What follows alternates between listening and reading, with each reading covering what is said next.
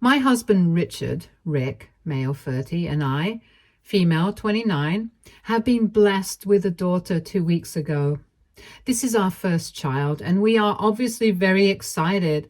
Things have been very busy on our end, and we are just adjusting to being parents. It's a hard shift for both of us, but we're trying our best. We don't really have much help because of what happened on the day May, our daughter, was born. It was one of the most traumatic experiences of my life, and I don't think I can ever forget it. Even the happiness of May's arrival is not enough to help me shake the paralyzing fear I felt that day. I think I would have died if not for my husband's timely help. But despite the horrible event, I still feel that since it involved family, we should be a little softer with them because May is the first child in the family. But I am unsure, and my judgment is clouded with all these hormones and baby duties, which is why I've come to Reddit for help. This story might be long and has a lot of characters, so please bear with me. Rick has two sisters, Anna and Emma, and both of them are younger than him. Anna is 28 and Emma is 24. I have a very good relationship with both of them, and I think there is no animosity between us. We aren't very close since all of us are busy in our careers and don't meet that often. Emma doesn't even live in the same city as us, but we try to catch up once in a while and stay connected via texts or calls. Another important person in Rick's family, and in this story, is my mother-in-law, female 53. While I am not on very good terms with Anna and Emma, Rachel is a different story altogether. We don't exactly see eye to eye, and I honestly think she has a problem with not just me, but with everyone. She's the biggest control freak you can imagine, and she just doesn't stop. She wants everything to go according to her whims and fancies. Her kids, all three of them, respect her wishes for the most part because she was the one who raised them after their dad abandoned them.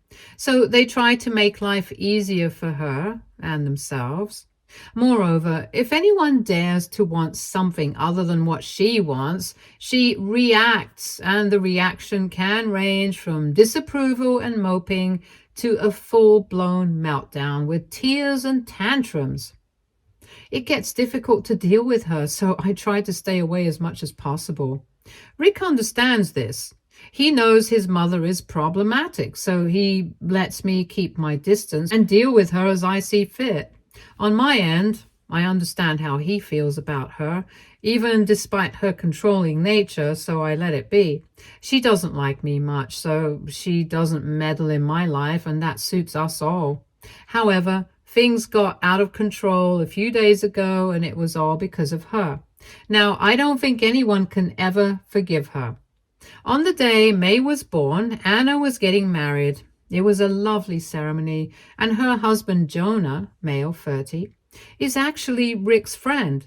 He proposed to her around a year ago, and Anna had asked me to be a bridesmaid, and I had accepted. However, when Rick and I found out I was pregnant, I had to request her to ask someone else because I knew I wouldn't be able to manage it. This was almost 6 months after the proposal, so only 6 months before the wedding. I was 3 months pregnant by then. I had assumed I would get backlash from her for backing out halfway, but I knew I had to prioritize. I was extremely nervous and jittery before telling her. I feared our relationship would be strained forever, but to my relief and surprise, none of that happened. Anna was overjoyed when I told her. She actually forgot about her wedding for a while. When I told her I wouldn't be available for duties, her response was, "Obviously, I'll be taking care of you." She even considered shifting the wedding because she didn't want me to miss it, which I would have if May had been born then. That ultimately didn't happen for a lot of reasons, and honestly, she shouldn't have done it anyway. It was a close call in the end, but she supported me throughout. Emma became the maid of honor, and I knew the two sisters were busy preparing for the wedding, so I didn't bother them much during the pregnancy. which was harrowing for me. Still, both stayed in touch as much as possible and came over and supported me a lot. I feel a little guilty for not supporting Anna on the most important day of her life, yet she supported me the whole time. The only person who was a little pissy about the whole thing was my mother-in-law. I think she was annoyed I couldn't be the maid of honor anymore, which caused some disruption in the wedding preparations. That seemed like the only logical explanation, and I got where she was coming from. But the hostility, for lack of a better word, continued even after Anna was okay with the pregnancy and my not being maid of honor. The bride wasn't mad in the slightest, but Rachel somehow started antagonizing me from that point on. It was weird. But I thought maybe I was on edge because of the hormones and she was on edge because of the wedding, and all this was just creating false narratives in my head. I ignored her as best as I could, and things were mostly fine. Things got out of control, literally and figuratively, during the wedding. It was 2 weeks ago, and I was pregnant out of my mind. My feet were swollen, my belly was huge, and I felt like I would pass out. But I still wanted to attend the wedding because Anna wanted me there. I had asked her beforehand if she wanted me there because I wanted it to be her day. I told her the presence of a heavily pregnant woman might take the attention away from her, and I didn't want that. Wedding days are for the bride and groom, and I would hate to be the one to take away from that. When I told Anna this, she was actually offended and hurt. She said she couldn't believe I'd fill my head with this useless crap and not attend her wedding. She said she didn't care about attention or limelight. All she wanted was her family there to support her on her wedding day. She said I had to come and not worry about drama. I knew she meant it. She's not the type to mince words. If she hadn't wanted me there, she would have been upfront about it.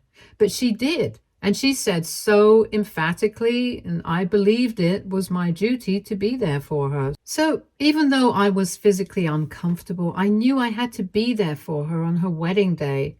I'm not going to lie, there were a lot of people murmuring, but I did my best to ignore them because I knew Anna was happy I was there. That's all that mattered to me in that moment. Rachel didn't interact with me much, and she glared at me the entire time, but I was too uncomfortable to notice. I didn't have the energy to deal with her or make sense of her passive-aggressive behavior towards me. So I just let her be. She could glare all she wanted. I wasn't going to react to her. Then came the main incident that left not just me, but everyone around me shocked and scared to the core.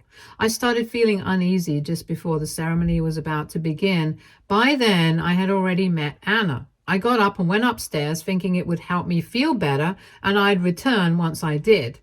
Little did I notice that Rachel had followed me.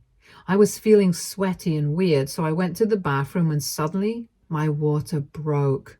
It was a genuine flood, and I started panicking because even though I love my daughter more than anyone, she had chosen the worst possible time to arrive. I couldn't think straight, and thankfully not. I saw my mother-in-law in front of me. By that point, I was crouching in pain. She rushed to me, and I told her to take my phone and call Rick immediately because we needed to get to the hospital. She helped me up and made me sit in the bathroom, and I gave her my phone. And that's when she flipped. She said she'd make sure Rick came in an hour once the ceremony was over because she didn't want me to steal Anna's spotlight. I asked her if she was crazy and said there was no way I could handle this for an hour.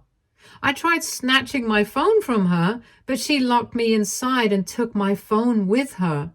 So there I was, pregnant with my child literally on the way, in a bathroom, sitting on a toilet with no phone and no husband. I don't know how I didn't have a full-blown panic attack, and thank God I didn't, because I don't know what would have happened otherwise. I got up and gradually made my way to the door and started banging on it. I screamed and screamed, but since the washrooms were on the first floor and everyone was seated for the wedding by then, no one heard me. I screamed until my voice was gone, but no one came. That's when I genuinely felt I was going to die and take my baby with me. I was exhausted, drenched, sweating like a pig, and had no voice left. That's the last thing I remember. I don't know what happened after. I had passed out from exhaustion. I don't even remember how I got to the hospital. I just know I did. I woke up a few hours later and I was in the hospital with Rick by my side sobbing. Took me a few moments to realize where I was and make sense of everything. When I saw Rick crying, I assumed the worst. Everything came flooding back. Mother-in-law locking me in the bathroom, my crying, and I thought May didn't make it.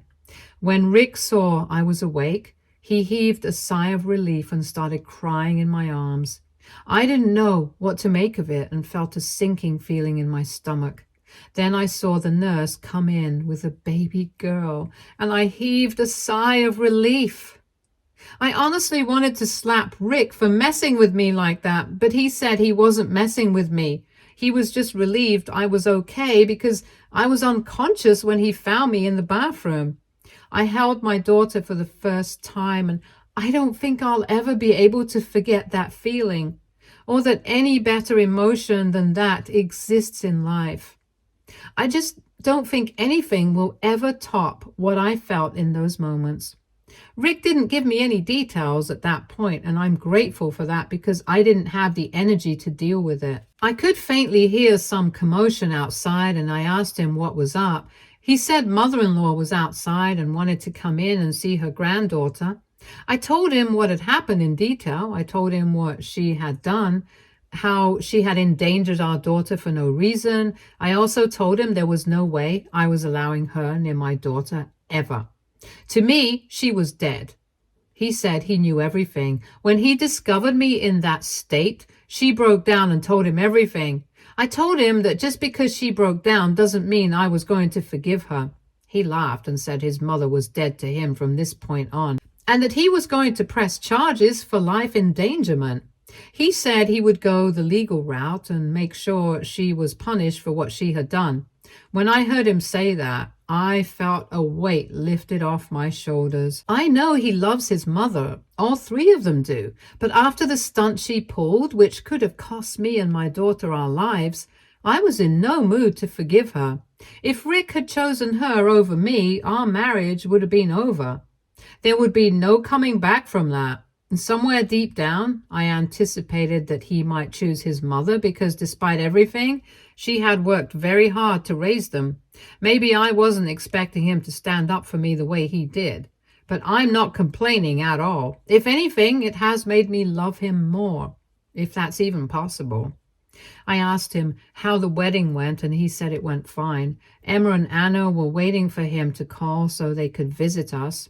I asked if Anna was mad, and he laughed, saying I didn't have to worry about Anna at all. She's been beaming with pride and joy, claiming that her complete family was at the wedding and that May's birth was the best gift she could have received. I had tears in my eyes when he told me that, and I told him to call them immediately. Within a few minutes, Anna, Emma, and Jonah were at the hospital with me. And the best part? Anna and Jonah were still in their wedding clothes, and Anna said there was no way she was going to pass up the chance to take a wedding picture with her niece. I started bawling full on, and it was such a heartwarming moment. After the picture, I apologized to Anna for ruining her day. She hugged me and said I was looking at it all wrong. I had made her day. I told her about mother-in-law's behavior ever since we announced the pregnancy, and Anna said the only thing I did wrong was not telling them sooner. Maybe they could have put a stop to her drama. I told her I didn't want to cause trouble, and Emma chimed in, saying any amount of trouble was fine as long as I was safe. I have tears in my eyes even typing this because that's when I knew they loved me like family. I wasn't just Rick's wife to them. I was family. Anna is one of the best women I know. She's so secure, so happy. No wonder she is where she is today. I really don't know how Rachel is so different from her children. It's like they saw her and realized that's not what they wanted to become.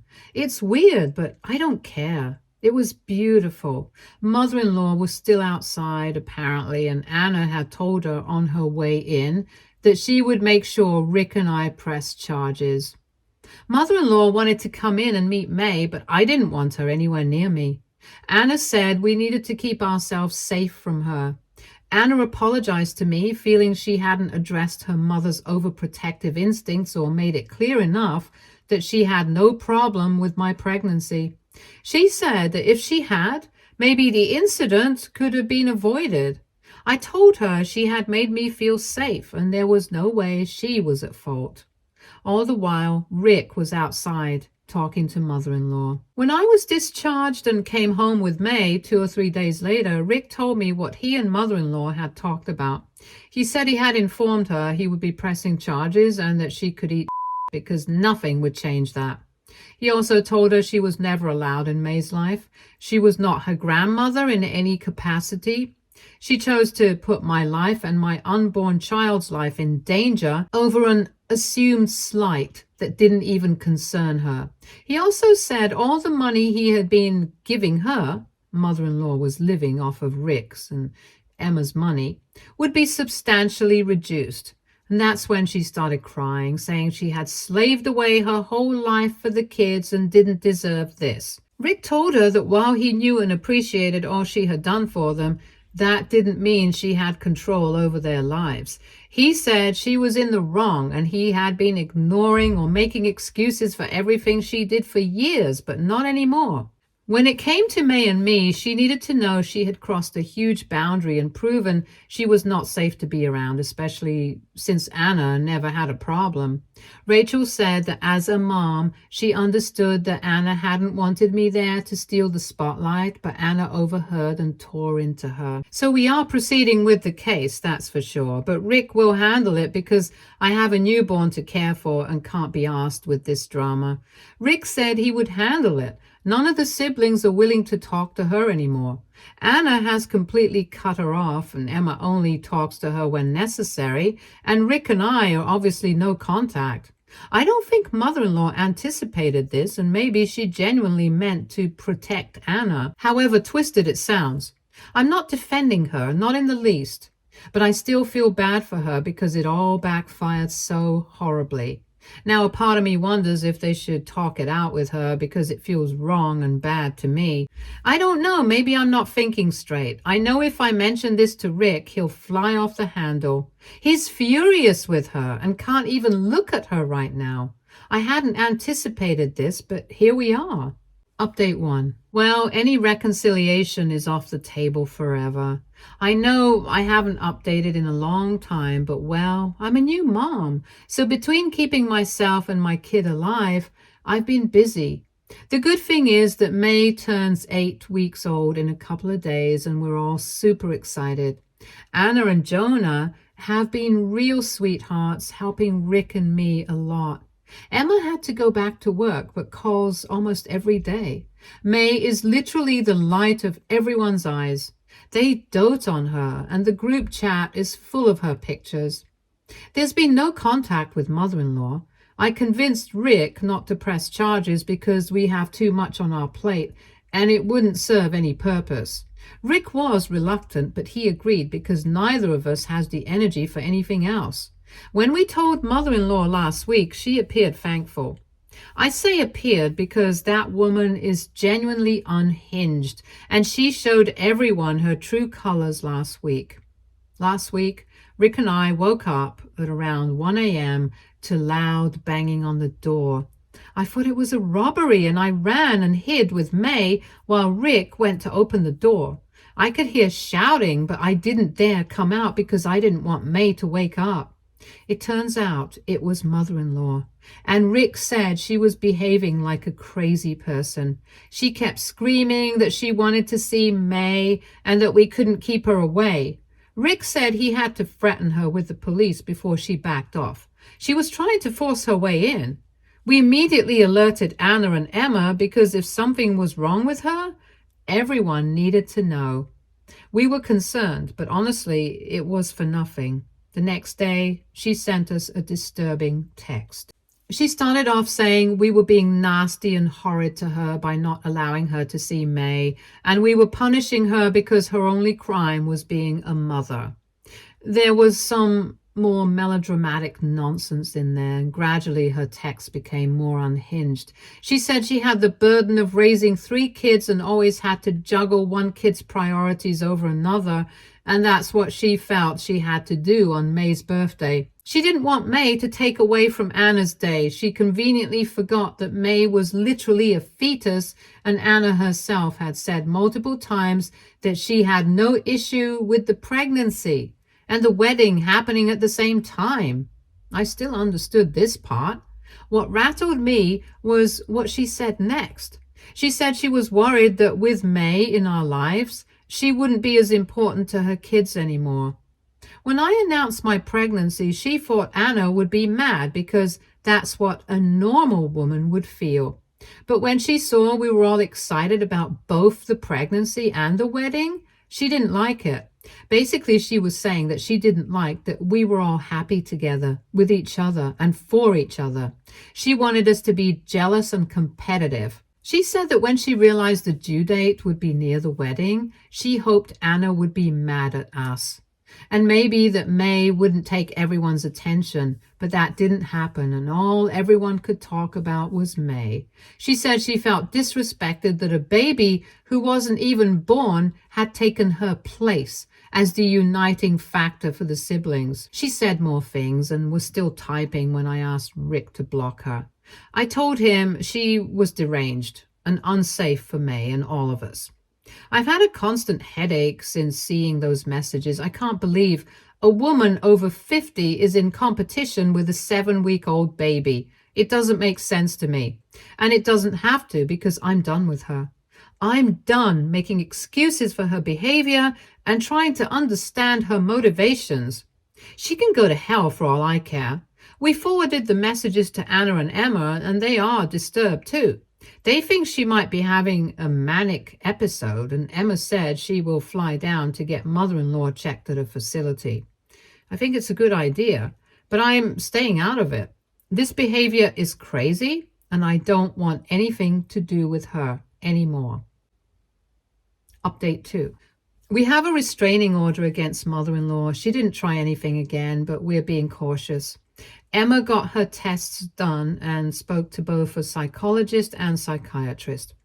Everything is fine with mother-in-law. She was diagnosed with generalized anxiety disorder, but that was it. The doctor said there was no underlying medical reason for her behavior and suggested Emma take her to therapy. Emma has since gone no contact. She said she was willing to help if something was wrong, but hatefulness is who mother-in-law is, and she can't tolerate her anymore. I totally get that and share the view. She might have had my sympathy and support in a few months if she had a psychiatric issue, but now that's been ruled out, we know this is who she is. There's no reconciling with that. This is why we took a restraining order. For Rick and me, May's safety is of utmost importance. And mother-in-law has proven twice she's not safe. Moreover, she has ill will towards May specifically. So we have to be even more careful they don't come into contact. I think this will be my last update, and I hope I never have anything more to share about this entire episode. This has been harrowing for the family, and I'm just grateful we are all safe. Stay tuned for more stories from Our Girl Relationships.